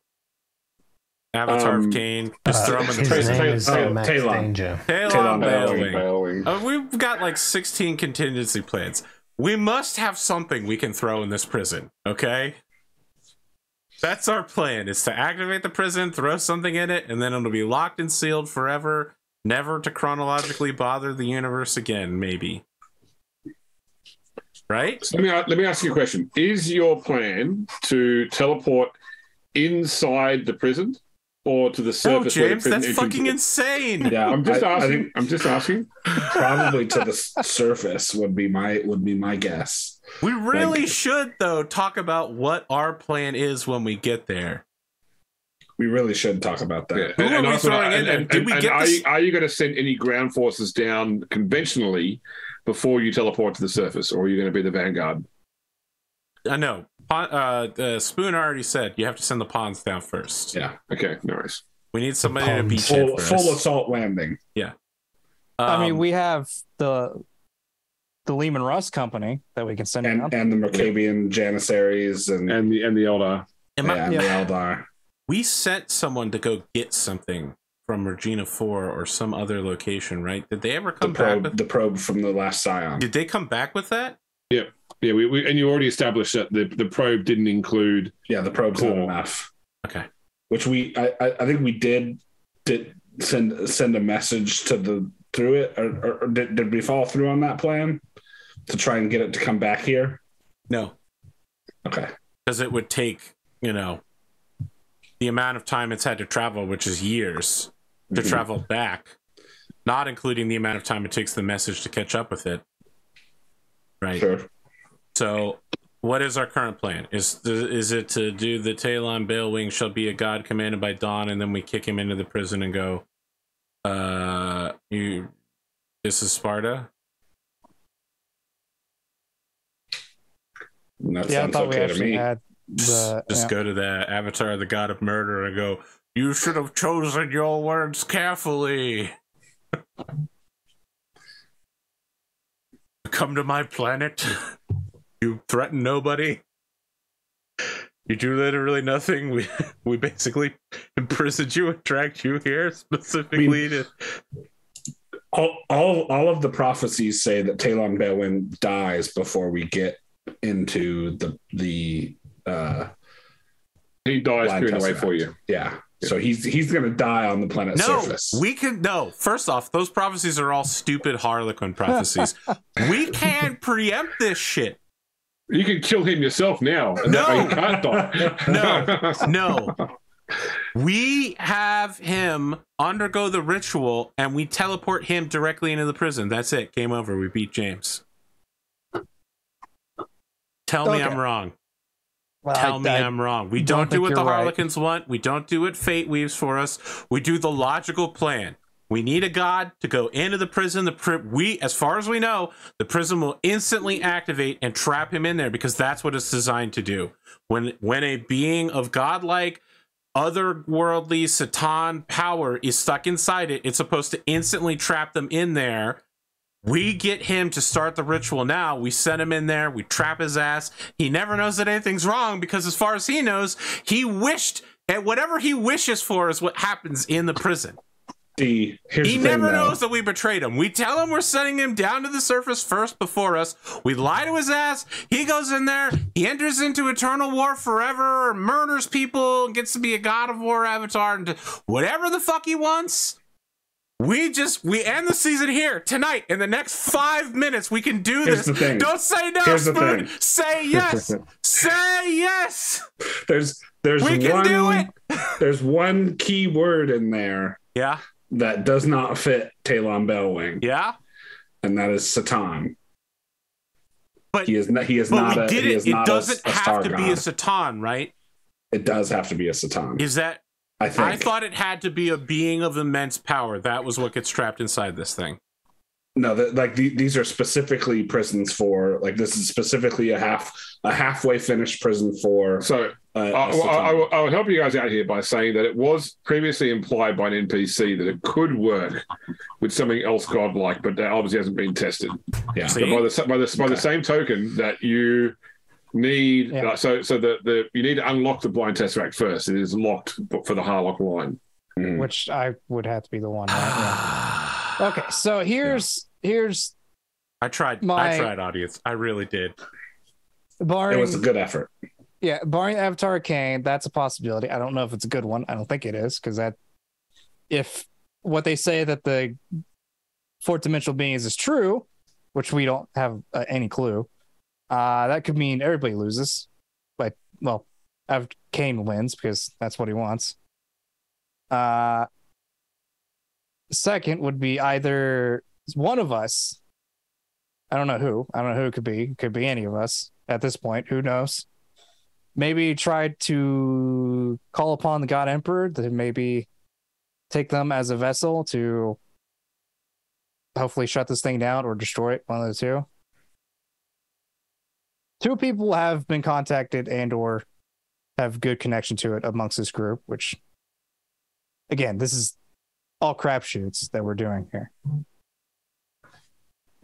Actually, that was about it. That Kane or one of us maybe gets a hold of the God Emperor, or Androchiron just tries to do a crapshoot and try to get the Eldar God. No, don't do that. That's any plan that starts with Androchiron is a bad plan.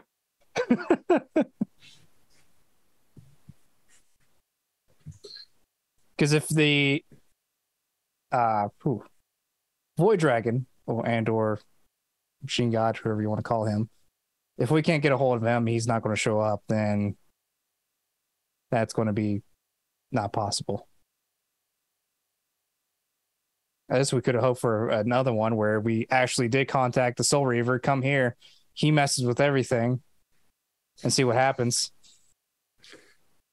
I think we need to get there first. Yeah. So just do full assault, hope for the best, and probably try to hopefully turn off the planetary defenses. As I have no idea how we can maybe turn off the temporal one that's in the sky, in the atmosphere. Okay.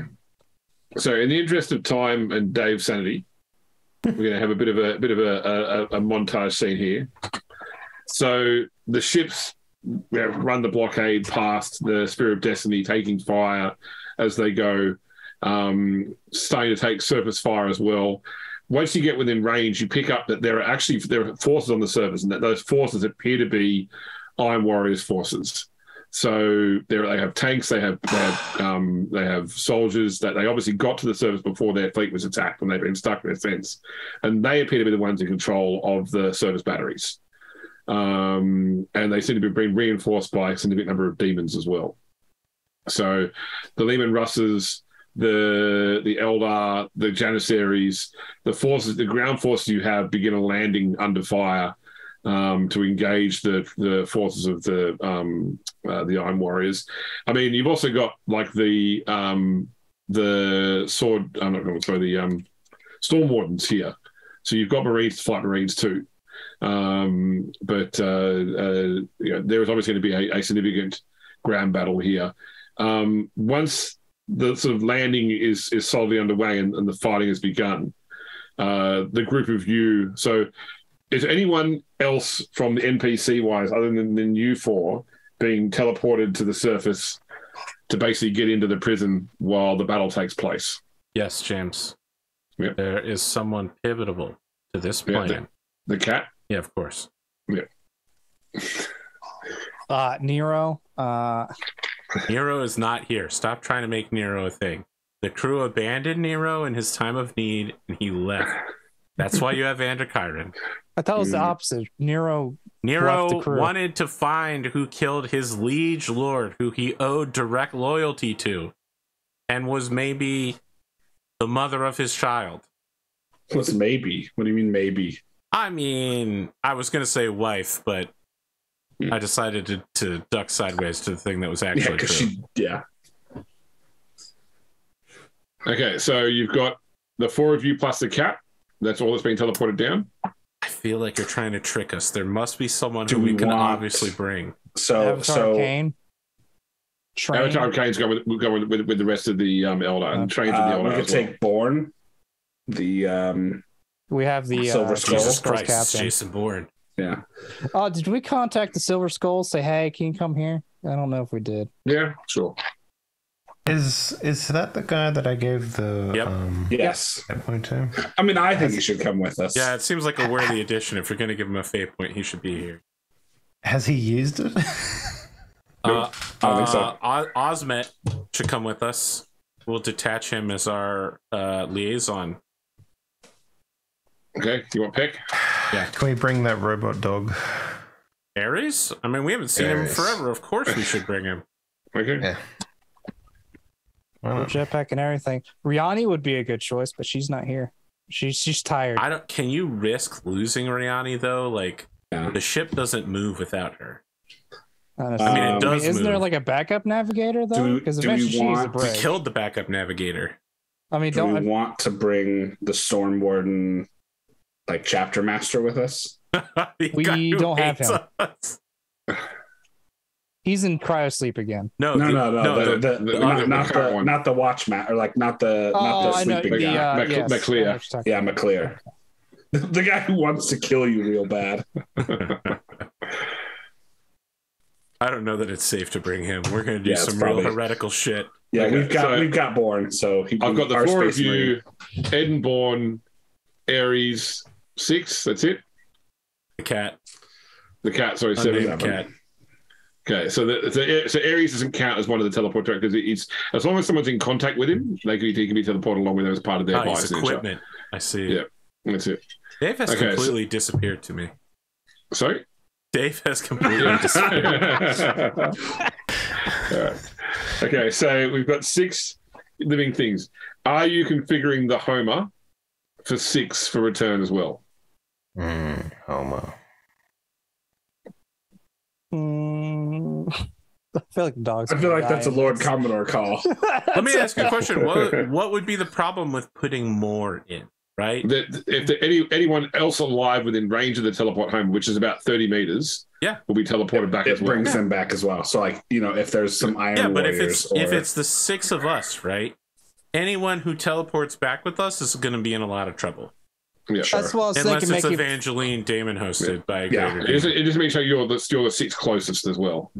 Because if there's someone between one of you and I think we should make it higher by like 1 or 2, just in case we got to bring somebody back. We know there are 7, people in that prison. You can reconfigure it in the field. It just requires a roll, a tech use roll.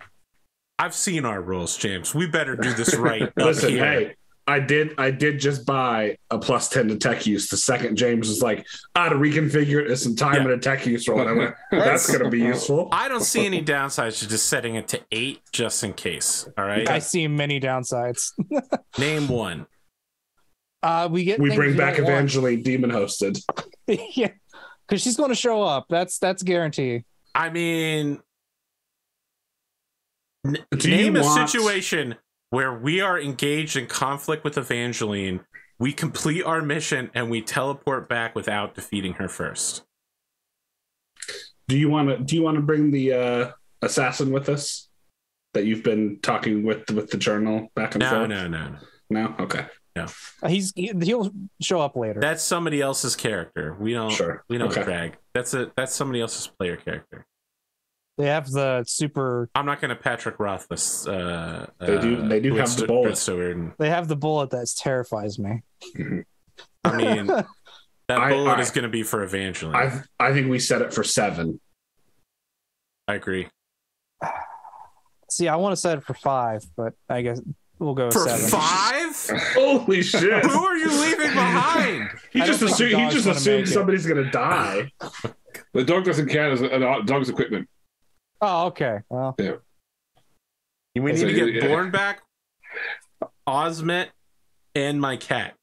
Who's Oswald? I forgot Oswald. Sorry, yeah. So set it for 8. We'll set it for 8. Oswald is Miranda's aide from the first season. Miriam's aide. Yeah. Sorry, I'm Mass Effecting so hard right now. Oh yeah, he's a janissary. Yeah, he's a janissary. We could also bring the Master Ordnance. I believe he was a Tempestor Scion? Master of Arms. Master of Arms. Yes.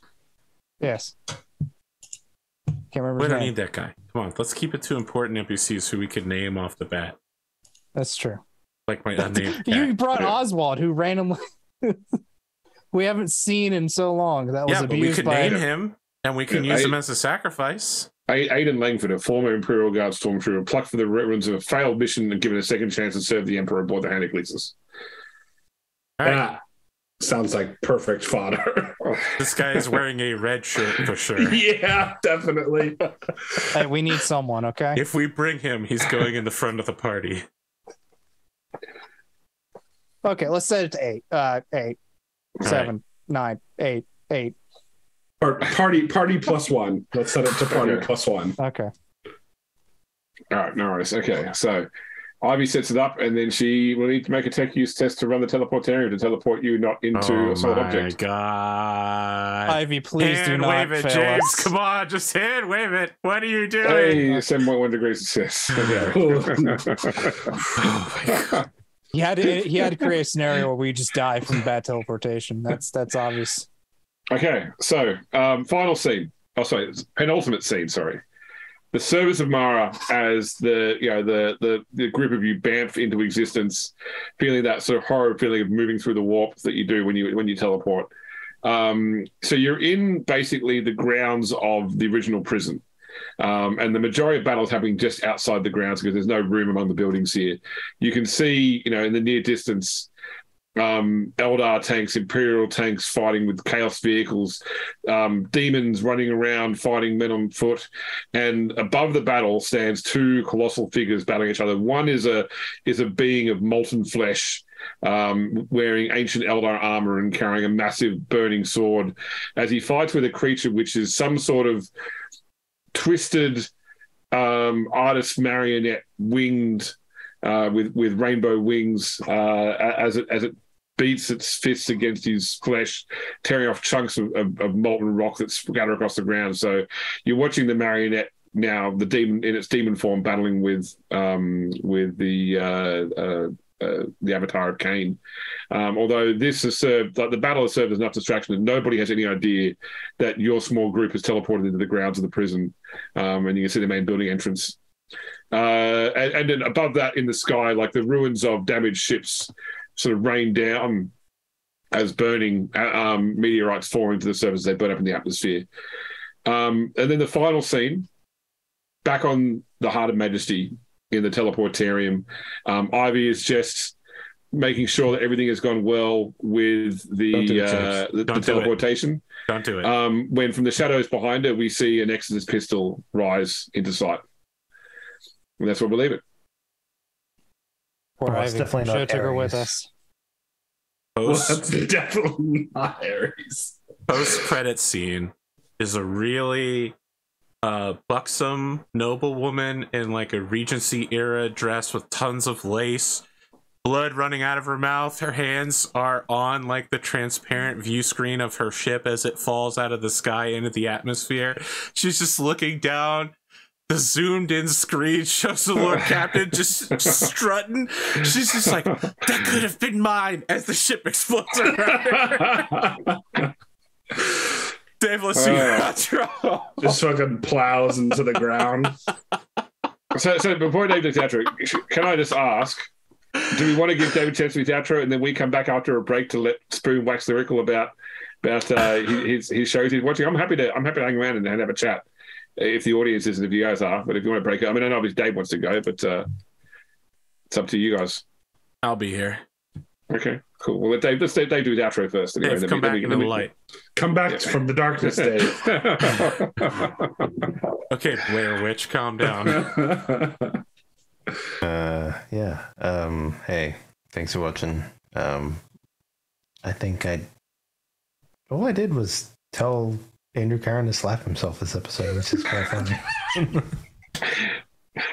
we go. But yeah, I don't know. I mean, 2 a.m. is a rough time, let me tell you. But thanks for watching, and let's do this again. Yeah, at least one more episode. At least one more. I think two. Yeah. I think two. Two more. I had two in my mind, and the half episode I couldn't compress. I think it's this plus two more. No, we'll do it. We will fucking destroy your plot lines, James. Yeah. I will find some ridiculous loophole. If it's one thing that this team is good at is it's fucking shit up in combat. Like yeah. I think there's going to be getting to the blind tesseract as an episode, and then dealing with the blind tesseract as an episode, and then we're done. James will spend half the episode describing the battle scene in front of us and 10 minutes allowing us to kill the thing that he described. All right, so Dawn takes her lyrium dust and then charges. She kills 6 people as she moves and then gets 3 attacks when she runs. That's true. All right, speedrunning outros because we'll be back after the break to talk about She-Hulk. Pondo. I am Ponder Upon the Mad. You can find me on YouTube or Twitch as Ponder the Mad. Or you can find me here, Saturday nights for next couple of nights, depending on if we meet. And then, or you can catch me on Discord. That's it. Big Spoon. I am Big Spoon or Big Spoon 223 over on Twitter. You can find me here Saturday nights for the penultimate and final episode of Rogue Trader whenever that happens, and then whenever Pendragon starts. I'm also on the Discord working with AP on several playtest stuff for Project Athena and Megamech and a bunch of different stuff.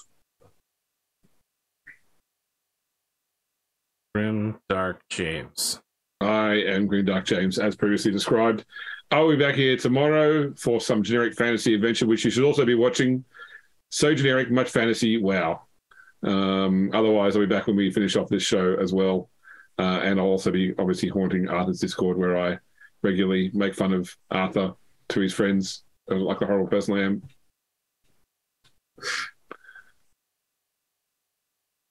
All right, we're going on break. We'll be back in about 8 minutes for Thank you, Dave. Thank you, Hand from the Darkness. Thank you, Ghost of Dave from the Darkness. This broken